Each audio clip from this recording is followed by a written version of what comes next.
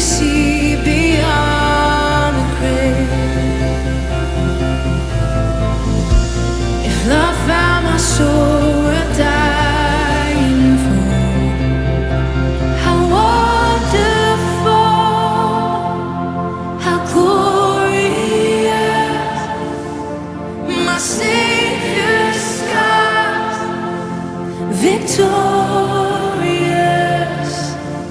my chains are gone, my debt is paid, from death to life and grace to grace.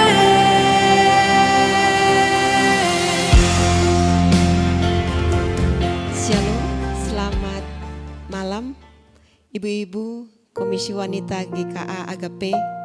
Kita bersyukur hari ini kita masuk bulan ketiga, bulan Maret, dan Tuhan terus menyertai kita di sepanjang tahun 2021 ini. Mari kita sebagai wanita Kristen, kita tetap terus mengandalkan Tuhan. Kita datang kepada Tuhan, bahwa hanya kasih setia Tuhanlah yang menopang hidup kita. Kasih setia Tuhanlah yang kita rasakan. Kita awali persekutuan ini dengan menyanyikan pujian Kasih Setiamu Yang Kurasakan.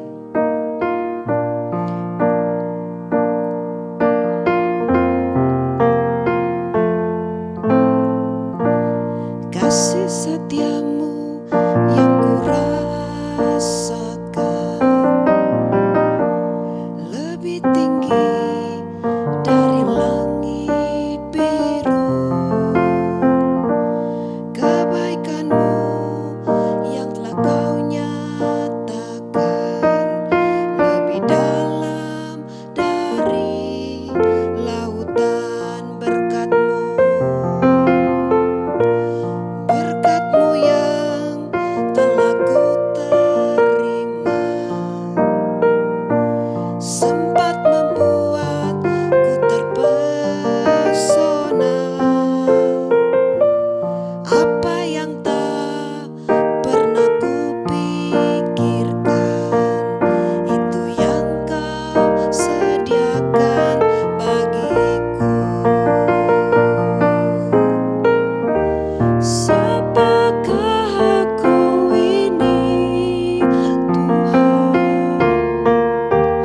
Jadi biji mata-Mu. Dengan apakah ku balas Tuhan, selain puji dan sembah Kau.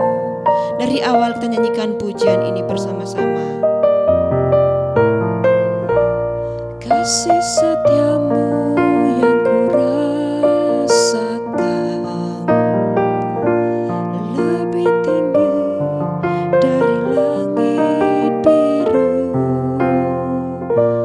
Kebaikan-Mu yang telah Kau nyatakan lebih dalam dari lautan.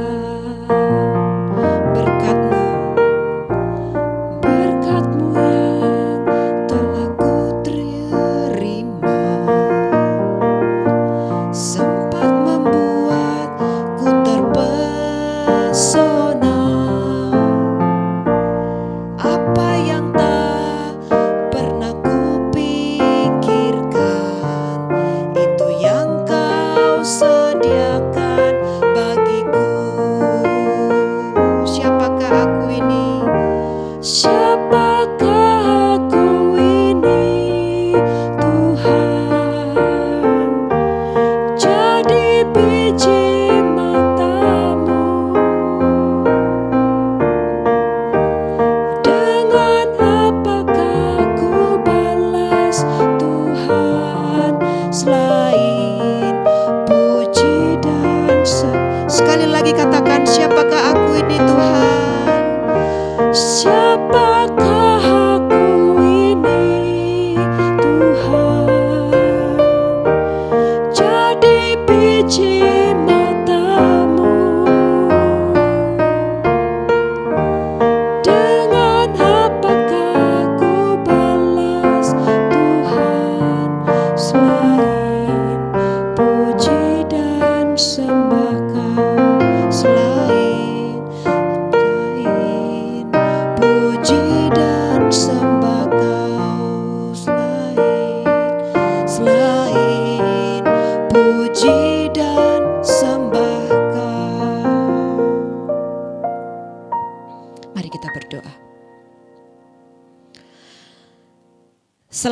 Engkau tidak ada yang harus kami sembah Tuhan. Selain Engkau dan hanya satu-satunya Engkau, Tuhan kami, Allah kami, Juru Selamat kami. Kepada Allah itulah saat ini kami datang beribadah di dalam persekutuan wanita. Berkati kami ya Tuhan, supaya ketika kami memuji-Mu, ketika kami membaca firman-Mu, mendengarkan uraian firman-Mu, kami semakin dekat dengan-Mu, kami semakin mengenal Engkau, dan kami semakin berbuah bertumbuh di dalam cinta kasih-Mu. Terima kasih Bapa, kami serahkan persekutuan wanita ini ke dalam tangan Tuhan, biarlah Roh Kudus Tuhan yang leluasa mengurapi kami. Di dalam nama Yesus Kristus kami sudah berdoa dan mengucap syukur. Amin. Ibu-ibu, kalau kita mau hitung berkat Tuhan setiap hari, setiap minggu, setiap bulan, setiap tahun, apakah jari tangan ibu-ibu bisa menghitungnya? Saya percaya tidak akan pernah cukup. Marilah kita terus mengecap, kita menghitung berkat Tuhan, kita melihat betapa baiknya Tuhan itu kepada kita. Kita nyanyikan dengan penuh sukacita, bertepuk tangan di rumah masing-masing.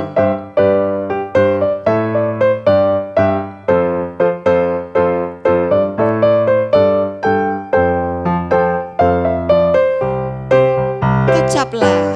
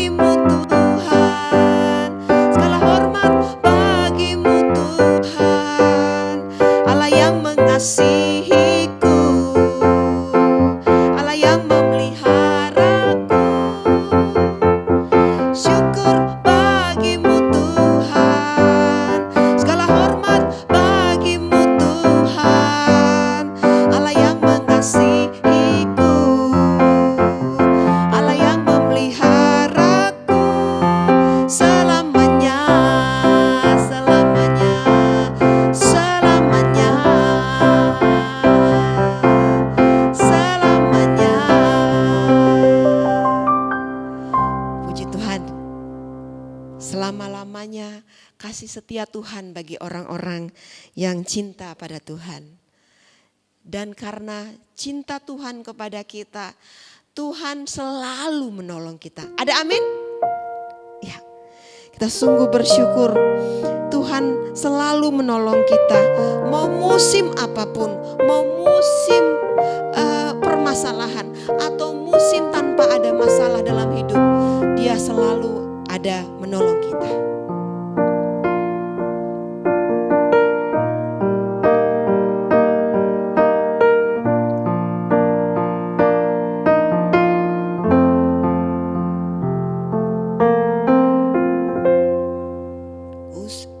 Akan selalu berganti, si Tuhan tetap abadi, tak akan berubah sampai selama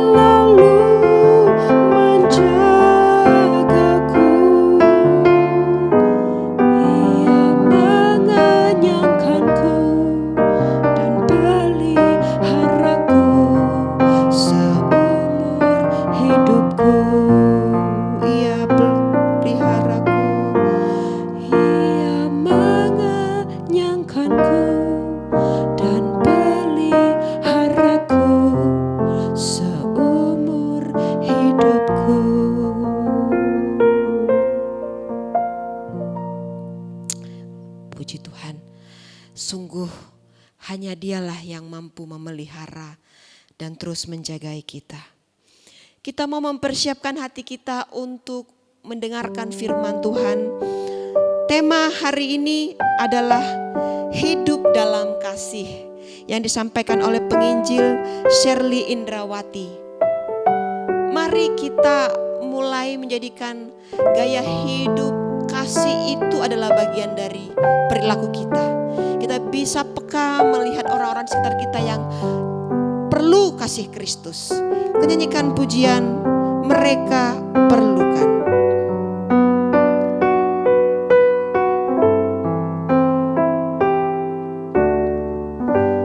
Tiap hari ku temukan mereka yang terhilang, hidupnya tak menentu, arah tujuan.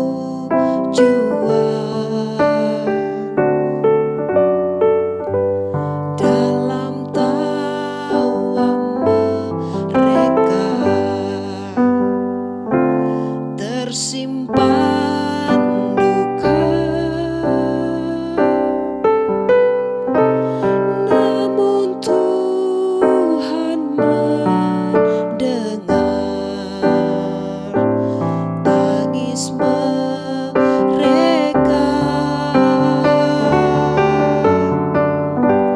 Mereka perlukan, mereka perlukan.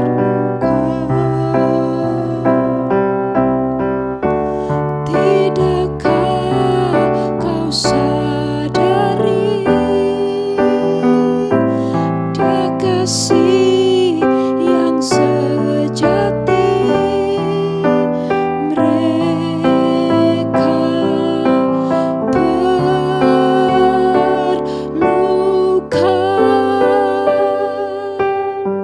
Sekali lagi kita nyanyikan, Tuhan memanggil kita. Tuhan memanggil kita untuk membawa terangnya. Tiada lebih berharga dari yang terhilang.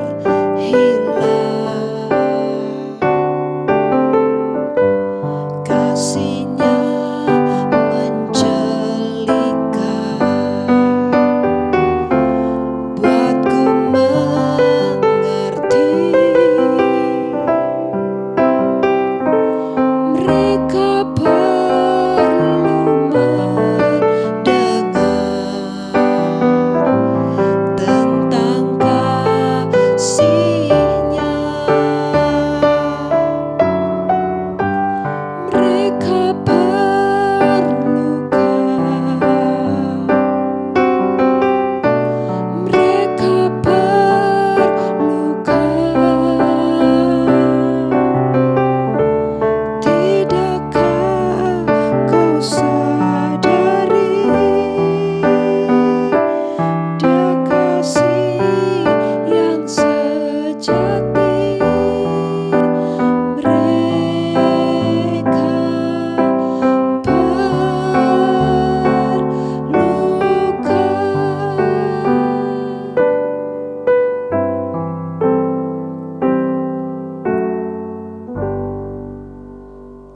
Kita akan mendengarkan firman Tuhan. Mari kita persiapkan hati kita, kita arahkan pikiran kita untuk mendengarkan firman Tuhan. Shalom, selamat sore ibu-ibu sekalian. Saya senang saya bisa berjumpa kembali dengan ibu-ibu. Walaupun kita berjumpa via rekaman, tapi saya percaya ibu-ibu semua dalam keadaan sehat. Ibu-ibu tetap bisa merasakan pimpinan dan penyertaan Tuhan. Mari sebelum kita mendengarkan firman Tuhan, kita sekali lagi berdoa. Terima kasih Tuhan, karena kami percaya Tuhan mengasihi kami Tuhan selalu hadir dalam pergumulan kami. Walaupun ada di antara kami yang mungkin sakit, Tuhan ada di situ. Tuhan memberikan kesembuhan. Ada yang sedang dalam pergumulan soal relasi dengan keluarga, dengan suami dan anak-anak. Ada yang sedang sungguh-sungguh bergumul dengan pekerjaan di tengah kesulitan-kesulitan saat ini, bergumul dengan keadaan ekonomi.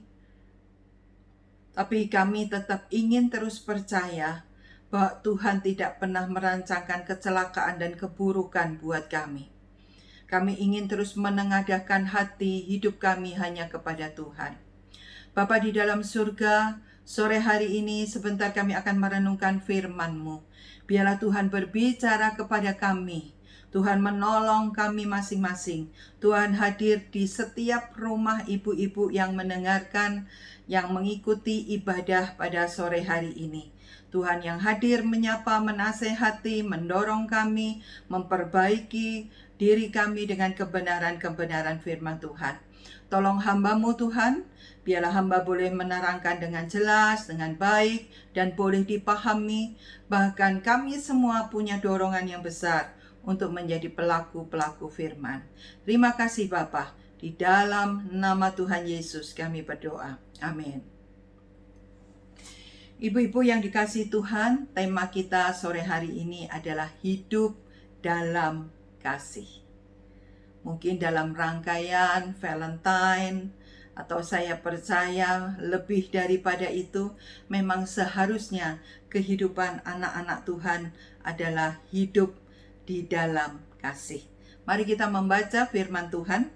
Sore hari ini terambil dari Matius pasal yang kelima. Kita akan membaca ayat ke-43 sampai 46. Matius pasal yang kelima, kita akan membaca ayat yang ke-43 sampai 46. Sudah dapat semuanya? Ibu-ibu walaupun di rumah ikut baca bersama saya ya. 2, 3. Kamu telah mendengar firman, kasihilah sesamamu manusia dan bencilah musuhmu. Tetapi aku berkata kepadamu, kasihilah musuhmu dan berdoalah bagi mereka yang menganiaya kamu. Karena dengan demikianlah kamu menjadi anak-anak Bapamu yang di surga, yang menerbitkan matahari bagi orang yang jahat dan orang yang baik, dan menurunkan hujan bagi orang yang benar dan bagi orang yang tidak benar. Apabila kamu mengasihi orang yang mengasihi kamu, apakah upahmu? Bukankah pemungut cukai juga berbuat demikian? Satu lagi ya, dari Roma pasal 12. Roma 12 ayat yang ke-9. Roma 12 ayat yang ke-9. Yuk kita baca bersama-sama. 2, 3. Hendaklah kasih itu jangan pura-pura. Jauhilah yang jahat dan lakukanlah yang baik. Ibu-ibu yang dikasihi Tuhan, saya ingin membuka dengan pertanyaan. Coba perhatikan baik-baik. Lebih sering mana ibu-ibu mendengar dua kalimat ini? Yang pertama, kasihilah sesamamu dan bencilah musuhmu. Yang kedua, kasihilah musuhmu dan berdoalah bagi orang yang menganiaya kamu. Coba lebih sering mana? Saya ulang ya. Yang pertama, kasihilah sesamamu dan bencilah musuhmu. Yang kedua, kasihilah musuhmu dan berdoalah bagi orang yang menganiaya kamu. Coba kalau ibu-ibu jujur, sejak kita kecil sampai sekarang ini, kita lebih sering mana? Saya ini seorang guru, ya. Saya punya murid-murid dari mulai yang play school sampai kelas 6 SD.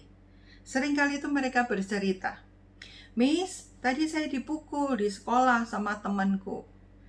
Lalu, kalau kamu dipukul, apa yang kamu lakukan?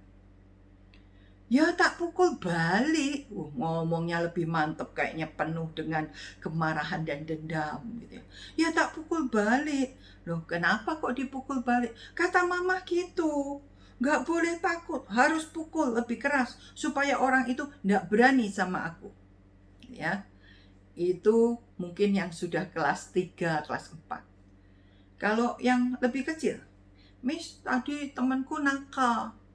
Nakalnya gimana? Dia lo pukul aku gitu ya. Terus apa yang kamu lakukan? Ya tak pukul juga, katanya kita. Nah, kalau kita jujur, mungkin ibu-ibu setuju dengan saya. Kita lebih sering, kita lebih gampang mengajarkan kasihlah sesamamu, berarti orang yang baik sama kamu, orang yang cocok sama kamu, orang yang sejalan sama kamu, orang yang menyenangkan kamu, kasihlah mereka. Tetapi kalau ada orang yang jahat, orang yang menyakiti, ya, orang yang memperlakukan kamu buruk, bencilah. Mungkin itu lebih gampang kita ajarkan, lebih sering kita ajarkan, lebih sering kita dengar daripada kasihlah musuhmu dan berdoalah bagi orang yang menganiaya kamu. Ibu-ibu, kalau ngomong tentang kasih, Alkitab itu jelas. Ibu-ibu perhatikan, dimanapun firman Tuhan ngomong kasihilah, ya, itu selalu bentuknya perintah. Bukan satu appeal, bukan satu permohonan. Please Shirley, kalau kamu bisa, kalau kamu lagi punya good mood, kalau kamu mau, kamu boleh mengasihi.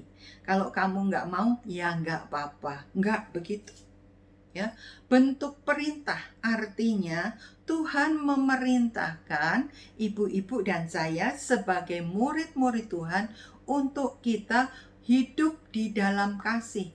Mau kamu sedang good mood, mau kamu sedang bad mood, dalam keadaan apapun, kamu harus hidup dalam kasih, punya kasih di dalam hidupmu. Karena bentuknya perintah. Itu berarti kita harus melakukannya, karena ini perintah. Lalu kalau ngomong kasih di Alkitab, kasih itu bukan perasaan. Rasa-rasanya aku mengasihi. Rasanya aku bisa mengasihi, bukan. Bukan baperan juga untuk mengasihi, bukan. Kasih itu bukan perasaan. Ya, bukan kalau aku dalam keadaan baik, aku bisa mengasihi. Kalau aku oke-oke saja dan tidak punya banyak masalah, aku bisa mengasihi. Bukan perasaan. Tapi kasih itu adalah karakter yang sesungguhnya. Karakter kekristenan, karena itu karakter dari Tuhan sendiri. Kalau kita ngomong kasih itu juga bukan sifat bawaan. Oh, pada dasarnya dia orangnya baik kok. Pada dasarnya dia cepat bisa mengampuni, memaafkan. Enggak. Karena kalau itu sifat baik, tidak semua orang punya sifat seperti itu. Tapi kasih itu adalah dampak dari kehidupan ketika engkau dan saya percaya kepada Tuhan. Tuhan sudah mengasihi kita. Dia mati buat kita. Ya, nanti kita baca ayatnya. Karena itu yang memungkinkan engkau dan saya bisa mengasihi bahkan musuh kita. Oleh sebab itu, saya rindu kasih ini menjadi gaya hidup orang-orang percaya. Tadi firman Tuhan mengatakan ayat 46. Kalau kamu mengasihi orang yang mengasihi kamu, apa upahmu? Bukankah pemungut cukai juga melakukan hal itu? Orang Farisi juga melakukan hal itu. Itu artinya itu bukan jadi gaya hidup mereka. Gaya hidup anak-anak Tuhan. Selalu ketika kita ngomong tentang yang namanya gaya hidup, pasti gaya hidup anak-anak Tuhan harus lebih unggul dibanding gaya hidup orang-orang yang belum percaya, karena kita punya Kristus. Kasih harus menjadi gaya hidupku. Ibu-ibu yang dikasih Tuhan, kalau kita lihat kasih menjadi gaya hidup, itu bukan berarti kalau aku mau, kalau aku lagi banyak duit, kalau aku kerjaan lagi lancar, aku mengasihi. Enggak begitu. Kalau namanya gaya hidup, menghadapi siapapun, itu menjadi bagian di dalam hidup kita. Sehari-hari, nempel di dalam hidup kita. Kita tahu dalam keadaan saat ini, kita punya gaya yang berbeda, new normal. Kemana-mana pakai masker. Ya. Bahkan seorang teman saya punya 54 masker. Saya bilang, banyak banget maskermu, gitu ya. Ya, karena kalau aku pakai baju batik, aku juga cari masker batik yang matching. Kalau aku pakai baju warna merah, aku juga pakai masker warna merah. Kalau aku pakai baju warna putih, aku juga pakai masker warna putih. Jadi dia punya banyak masker. Dan memang memakai masker itu harus menjadi gaya hidup kita di saat ini. Bukan, kalau aku ingat, aku pakai masker ya. Kalau aku nggak ngap, aku pakai masker ya. Enggak. Menjadi bagian di dalam gaya hidup new normal. Menjauhi kerumunan, itu menjadi gaya hidup kita. Menjaga jarak, itu menjadi gaya hidup kita saat ini. Sekolah online itu menjadi gaya hidup anak-anak kita, cucu kita. Ibadah juga menyesuaikan diri. Ada ibadah online karena itu menjadi bagian di dalam gaya hidup sekarang ini. Nah, kalau kita mau hidup dalam kasih, kasih itu harus menjadi gaya hidup kita. Katakan bersama saya, kasih menjadi gaya hidupku. Ibu-ibu yang dikasih Tuhan, sebetulnya kalau kasihlah musuhmu. Siapa sih musuh itu? Siapa musuh itu, ibu-ibu? Ibu-ibu punya musuh? Ada, Bu, musuhku suamiku. Huh? Ibu-ibu punya musuh? Ada, Bu, musuhku mbakku. Ibu-ibu punya musuh? Ada, anak pertamaku tuh musuhku. Ibu-ibu punya musuh? Punya, tetangga depan itu musuhku. Bukan itu. Kata musuh yang dimaksud di dalam Matius ini, itu punya beberapa pengertian. Yang pertama itu haters kalau zaman sekarang. Orang yang membenci kita. Orang yang membenci itu belum tentu orang yang pernah bertengkar hebat dengan kita. Di sekitar kita mungkin ada orang yang membenci kita. Karena kita tidak mungkin memuaskan semua orang. Ada orang yang gak suka sama kita. Mungkin kalau di depan kita tertawa-tawa, "Hai Bu Shirley, apa kabar?" gitu ya.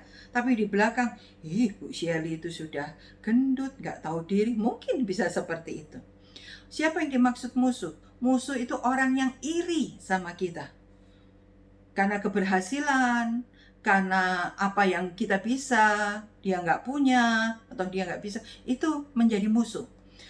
Musuh adalah orang yang suka menimbulkan kesulitan atau kesusahan di dalam hidup kita. Itu juga yang disebut dalam pengertian musuh. Artinya musuh itu bukan orang di luar, bukan selalu orang di luar yang gak kenal dengan kita. Musuh kita itu bukan segerombolan yang menganiaya kekristenan. Bukan hanya itu, tapi musuh itu bisa terjadi orang-orang yang dekat dengan kita. Orang-orang yang ada di sekeliling kita. Nah, firman Tuhan mengatakan, kasihilah musuhmu dan berdoalah buat orang yang menganiaya kamu. Kalau kamu cuma bisa mengasihi orang yang baik sama kamu, yang sejalan sama kamu, yang sehati sama kamu, apa upahnya? Apa bedanya kamu dengan pemungut cukai? Wih, ibu-ibu, kalau saya dibandingkan dengan pemungut cukai, wah, ya nanti dulu, gitu ya. Oleh sebab itu perhatikan, kenapa Tuhan mengatakan demikian? Karena firman Tuhan jelas, Tuhan aja menerbitkan matahari buat orang yang apa? Orang yang baik dan orang yang jahat. Tuhan memberikan hujan kepada orang yang benar dan tidak benar. Artinya, Tuhan mempunyai kasih yang secara umum yang diberikan kepada semua orang. Itu sebabnya Tuhan juga menginginkan engkau dan saya bisa mengasihi musuh kita. Apalagi kalau itu adalah orang-orang yang dekat yang kita kenal. kasih menjadi gaya hidup. Sepertinya kalau dengan pemahaman kita, dengan kemampuan kita, dengan kekuatan kita sendiri, mustahil melakukan kebenaran firman Tuhan ini. Ibu-ibu, kira-kira beberapa waktu yang lalu, saya itu ditelepon oleh seorang teman. Teman ini nelpon saya, cerita, namanya perempuan ya, cerita ngalor ngidur. Sudah itu sampai pada satu kalimat, dua kalimat yang membuat saya betul-betul marah, bukan sedih. Dia marah. Karena dia menceritakan ada ibu A misalnya ya, ngomong sesuatu tentang saya. Dan ngomongnya itu pasti jelas tidak ada dasarnya, dan saya tidak melakukan hal seperti itu. Jadi sifatnya fitnah, hoax gitu ya. Itu membuat saya marah. Saya memang mendengar kenal dengan ibu ini cukup baik gitu ya. Dan selalu teman-teman itu cerita, ibu ini tuh cerita loh tentang diri saya. Dia cerita tentang ibu A. Saya bilang kalau kita teman, yuk kita ngomong sama ibu ini, yuk ibu A ini. Jangan Bu Shirley. Tapi kali itu ibu A ini ngomong tentang saya. Dan itu ngomong sesuatu yang sangat-sangat tidak benar. Membuat saya marah. Rasanya itu kalau bahasa emak-emak, ibu-ibu, dan nuruti kedagingan saya pengen ngelabrak. Saya pengen telepon, saya pengen datangi, saya pengen ngelabrak gitu ya. Tapi tentunya saya tahu ada Roh Kudus di dalam hidup saya. Ada firman di dalam hidup saya. Beberapa hari saya galau. Saya marah, saya susah. Kenapa sampai terjadi seperti itu? Apakah saya melakukan hal yang buruk kepada ibu A? Saya cari-cari, enggak ada juga gitu ya. Saya bertanya kepada Tuhan, apa yang saya harus lakukan? Dan ibu-ibu tahu, saat teduh seminggu itu bicara soal pengampunan, bicara soal mengasihi musuh, bicara soal memaafkan, bicara bagaimana kita harus saling mengasihi satu dengan yang lain. Ibu-ibu, saya tidak mau menutup hati saya untuk firman Tuhan bekerja. Saya tidak mau memblok diri saya dengan kedagingan saya.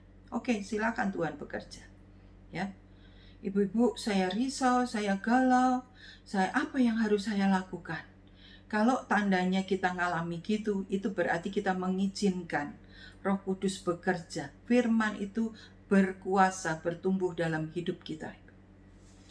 Sampai satu titik saya berani mendoakan ibu itu. Tadinya saya marah banget. Ketika saya mendoakan ibu itu, apa yang terjadi ibu-ibu? Saya hanya bisa nangis, dan menangis. Terus sudah lebih tenang, lebih stabil, saya menelpon ibu itu. Gak diangkat. Saya WA, dia bilang lagi sibuk. Oke, nanti kalau sudah tidak sibuk ya, saya mau bicara sama kamu. Dia tanya, bicara apa Bu Shirley? Ya nanti kita ngobrol. Dan akhirnya betul dia sudah nggak sibuk, saya ngobrol. Saya bertanya, apakah betul kamu ngomong tentang saya begini? Dia menyangkal semua. Ya. Sebetulnya saya lebih percaya sama ibu yang nelpon saya, yang ngasih tahu saya. Ya, intinya waktu itu saya betul-betul dalam keadaan tidak marah, dan saya mengatakan, kalau misalnya kamu dengar hal-hal yang tidak baik tentang Shirley, lebih baik kamu tanyakan saja. Jangan kamu ngomong sama orang ini, ya. Tapi yang saya lega dan saya merasa mengalami kemenangan adalah saya praktek akan firman Tuhan. Bagaimana saya difitnah, saya diomongin di belakang, saya tidak mau bertanya siapa yang ngasih tahu kamu lagi, tapi saya belajar mengasihi. Dan sampai sekarang kami tidak jadi musuh, masih WA-an, masih kontak-kontakan dan sebagainya. Seharusnya kasih menjadi gaya hidup yang nempel, menghadapi siapa saja. Kita menunjukkan kita adalah orang yang hidup di dalam kasih. Saya tidak tahu bagaimana pergumulan ibu-ibu, tapi izinkan Roh Kudus bekerja di dalam hatimu. Izinkan firman Tuhan bekerja. Karena Tuhan mengatakan di dalam Matius 5 ayat 48, Tuhan ingin engkau dan saya sempurna seperti Bapa di surga sempurna. Di dalam proses pengudusan hidup kita hari lepas hari, biarlah kita didapati makin bisa menjadi pelaku firman, bukan makin menjauh dari kebenaran firman Tuhan. Jadikan kasih itu menjadi gaya hidup kita. Yang kedua, dari Roma 12 ayat yang ke-9 tadi. Kalau engkau dan saya hidup dalam kasih, berarti kasih itu tulus. Apa maksudnya? Tulus itu tidak pura-pura. Ibu-ibu, kata pura-pura di dalam Roma 12 ayat 9 itu menunjukkan kepada topeng. Ya, dalam dunia Yunani, orang Yunani itu jago bermain drama. Dalam dunia drama itu ada yang namanya pura-pura. Berperan itu pura-pura. Kalau seorang lakon dituntut dia harus menunjukkan karakter sedih, dia lagi senang pun dia harus bisa pura-pura sedih, baru dia berhasil. Kalau dia dituntut menunjukkan seorang yang berbahagia, yang selalu senang, dia keadaannya lagi susah, lagi kalut, dia harus berperan, berpura-pura untuk dia menunjukkan senang, bahagia. Itu baru sukses. Nah, kata yang dipakai kasih itu tidak pura-pura itu berkaitan dengan topeng, ya, yang biasa digunakan di dalam juga pertunjukan Yunani Romawi waktu itu. Seorang pemain yang baik, dia memainkan beberapa karakter yang bukan identitas dirinya.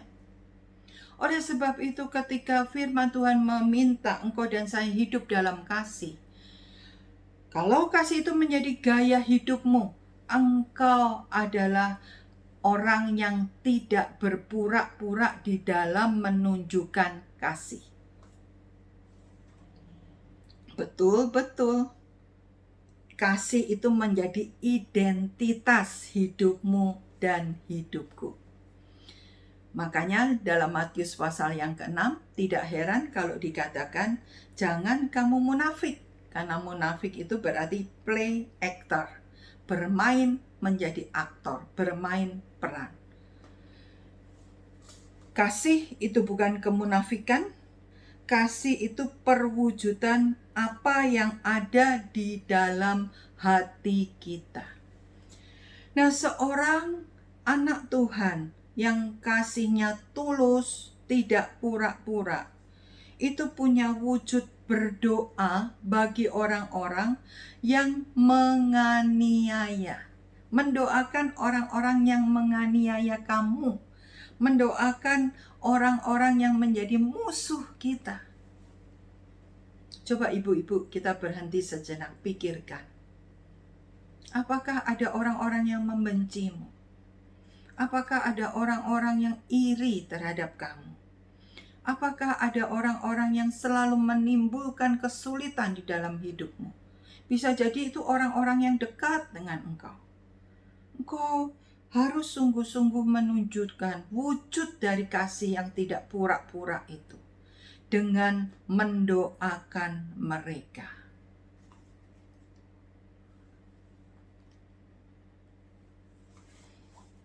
Agustinus, tokoh gereja itu pernah mengatakan demikian. Banyak orang itu, orang-orang Kristen belajar menyerahkan pipinya untuk ditampar, gitu ya, menyerahkan pipi untuk ditampar. Tapi mereka tidak tahu bagaimana mengasihi.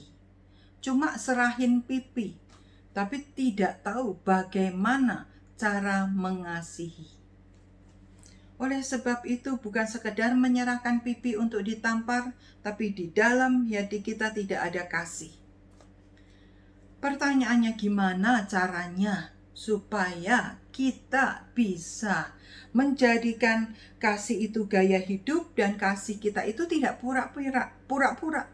Bagaimana kita bisa hidup di dalam kasih?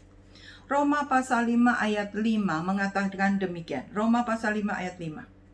Dan pengharapan tidak mengecewakan, karena kasih Allah telah dicurahkan di dalam hati kita oleh Roh Kudus yang telah dikaruniakan kepada kita.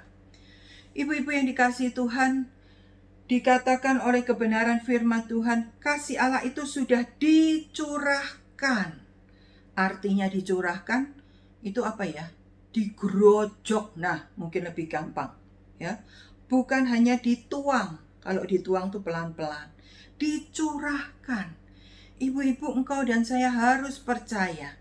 Engkau dan saya bisa mengasihi karena di dalam hidup kita Tuhan sudah mencurahkan kasih-Nya.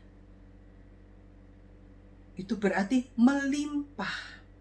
Nah, kasih Tuhan yang ada di dalam hidup kita itu harus kita ekspresikan. Kali ini bukan kepada sesama, tapi kali ini Tuhan mau engkau juga ekspresikan kepada orang-orang yang menganiaya kamu, orang-orang yang tidak menyukai kamu, orang-orang yang benci kepada kamu, orang-orang yang iri kepada kamu. Kenapa kita bisa mengasihi? Karena kita juga melihat pada waktu kita masih berdosa sekalipun, Tuhan itu sudah mengasihi kita. Roma 5 ayat 8. Tetapi Allah menunjukkan kasih-Nya kepada kita oleh karena Kristus telah mati untuk kita ketika kita masih berdosa. Demikian juga kita harus menunjukkan kasih kita kepada orang-orang, bahkan orang-orang yang menjadi musuh kita. Orang-orang yang tidak suka. Mereka masih dalam keadaan memang belum kenal Tuhan, apalagi kita harus menunjukkan kasih sebagaimana Kristus menunjukkan kasih-Nya. Ibu-ibu, saya ingin menutup dengan kutipan yang saya kutip dari Ibu Teresa yang mengatakan begini. Manusia yang mengasihi satu dengan yang lain itu dipenuhi dan sungguh menjadi orang yang paling berbahagia di dunia ini. Mereka mungkin mempunyai sedikit, mereka bahkan mungkin tidak punya apa-apa, tetapi mereka adalah happy people. Segala sesuatu itu bergantung bagaimana engkau dan saya mengasihi. Artinya, kalau engkau dan saya hidup dalam kasih, itu kita punya segalanya, ibu-ibu sekalian. Dan kita menjadi orang yang paling berbahagia di dunia ini. Ibu-ibu, percayalah kepada kebenaran firman Tuhan. Ketika saya mengalami kemenangan, bukan hanya kepada Ibu A saja. Di dalam diri saya, ada kelegaan, ada damai sejahtera, ada sorak kemenangan. Karena sungguh-sungguh saya praktek firman Tuhan, menunjukkan hidup dalam kasih. Saya tidak tahu bagaimana pergumulan ibu-ibu sekalian dalam masa-masa pandemik ini. Mungkin sepertinya banyak pergumulan, banyak sakit hati, banyak hal-hal yang pahit yang ditinggalkan, yang dilakukan oleh orang-orang di sekeliling kita. Ini saatnya kita menunjukkan menjadi murid-murid Kristus yang hidup dalam kasih. Amin. Mari kita berdoa. Bapa di dalam surga, saat ini ya Tuhan, biarlah Engkau melihat hati kami satu persatu. Apakah Tuhan di dalam hati kami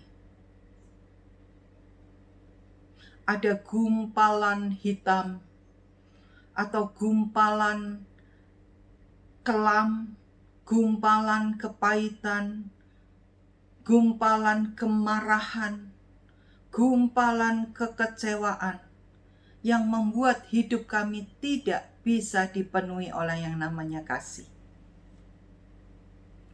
Bapa di dalam surga, saya berdoa untuk semua ibu-ibu yang mendengarkan, yang mengikuti persekutuan pada sore hari ini.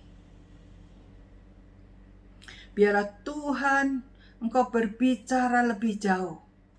Kami tidak menutup hati, kami tidak mengeraskan hati Tuhan. Tapi kami mau membuka hati kami lebih lebar, lebih jauh, lebih besar. Untuk mengizinkan Roh Kudus, untuk mengizinkan firman-Mu bekerja dalam hidup kami.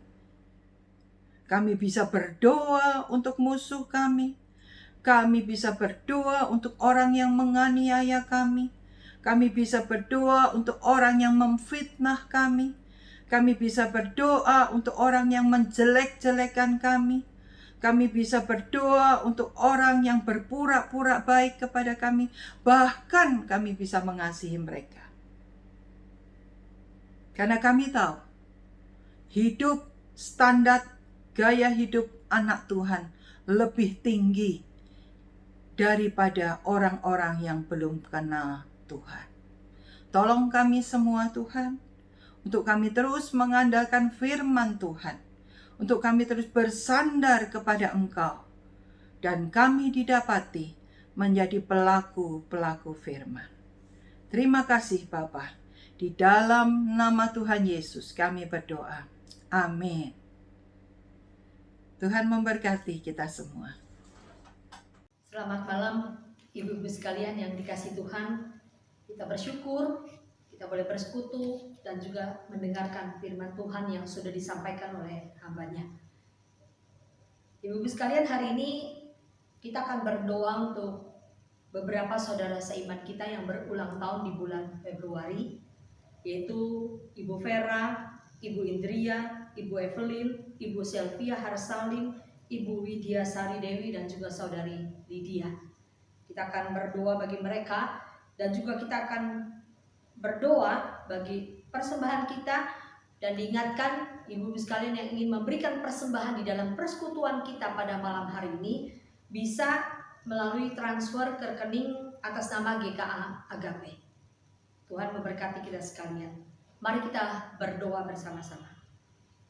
Bapa di surga, pada saat ini kami datang ke hadapan-Mu. Kami mengucapkan syukur dan terima kasih Tuhan sudah memberkati kami di dalam persekutuan pada malam hari ini. Tuhan, terima kasih untuk berkat firman-Mu ya Tuhan, melalui hamba-Mu yang boleh diberitakan kepada setiap kami. Tuhan, mampukan kami untuk berjalan di dalam jalan kebenaran firman Tuhan, sehingga kami semakin hari semakin memperkenankan hati Tuhan.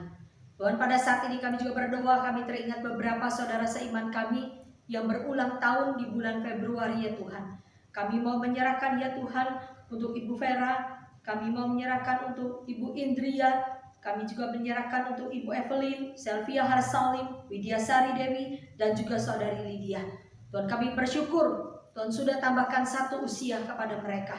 Tuhan, kami berdoa biarlah mereka boleh mensyukuri akan segala berkat, pimpinan, penyertaan, tuntunan Tuhan yang Tuhan sudah nyatakan kepada mereka. Tuhan, kami berdoa biarlah di tengah pergumulan sekalipun mereka tetap hanya bersandar dan berserah kepada Tuhan. Tuhan, kami berdoa, kami bersyukur di tengah persekutuan kami juga boleh memberikan persembahan kepada Tuhan. Kiranya Tuhan Kau berkenan menerima persembahan kami ini dan dipakai untuk pelebaran pekerjaan pelayanan Tuhan, baik di GKA Agape maupun juga Tuhan secara khusus di pelayanan persekutuan Komisi Wanita Unike di gereja kami ini. Terima kasih Tuhan, kami juga berdoa untuk saudara-saudara sekalian, ibu-ibu sekalian yang sudah memberikan persembahan. Tuhan berkati mereka, semakin berkat Tuhan diterima, mereka semakin bersyukur, berterima kasih kepada Tuhan. Terima kasih Tuhan, kami tetap menyerahkan sisa waktu hari ini ke dalam tangan Tuhan. Apapun yang kami harus masih kerjakan, Tuhan memberkati kami sekalian. Terpujilah nama-Mu Tuhan. Di dalam nama Tuhan Yesus kami berdoa. Amin. Selamat malam ibu-ibu sekalian yang dikasihi oleh Tuhan. Selamat beraktivitas di dalam sisa waktu pada malam hari ini. Tuhan memberkati kita sekalian.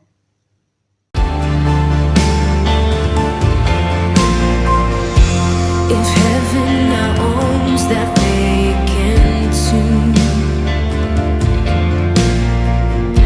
how great is the hope that lives in you? The passion that tore through hell like gold.